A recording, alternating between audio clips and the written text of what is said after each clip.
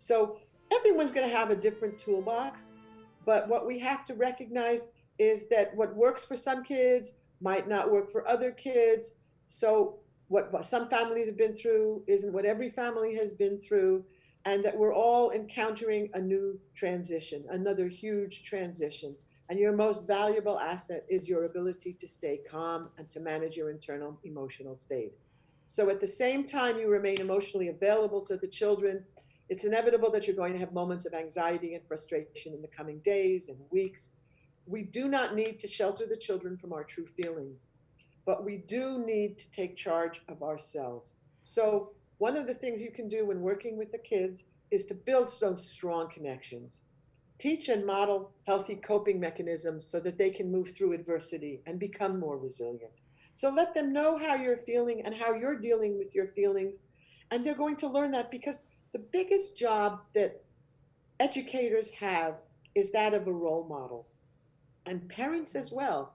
They are always watching us and how we're reacting to things. So if we can demonstrate that we can react to something in a positive way, and that we can be resilient, and that we can role model strength and dealing with adversity, they're learning an enormous amount without us saying anything. Yeah. Focus on creating a sense of safety for all the kids. Be flexible.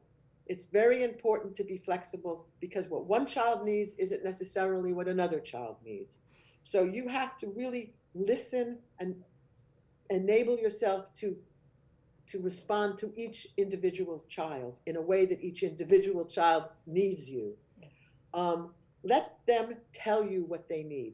Hopefully, like with asking questions, hopefully, if you have this relationship, if they feel safe with you, if they trust you, they will let you know what they need. It might not be verbally, it might be through their own physicality.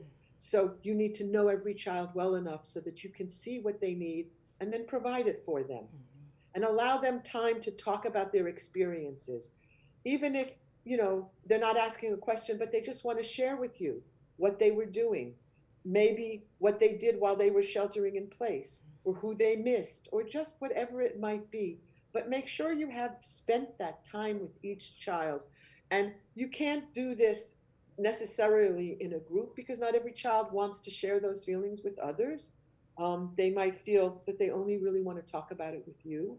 So maybe you might need to connect with them in the classroom if you can, but maybe you might have to Zoom with them when you're not wearing a mask, or FaceTime with them so they can see you and you can see them, and then talk to the families. Families are key here. I can't tell you how important. I can't repeat it enough. And then talk about the positive outcomes and what they've learned. Wow, you really learned how to bake, and you learned how to measure all kinds of ingredients, because I think a lot of families were baking. Um, Talk about those kinds of things so they can see how, yeah, I am really good at that.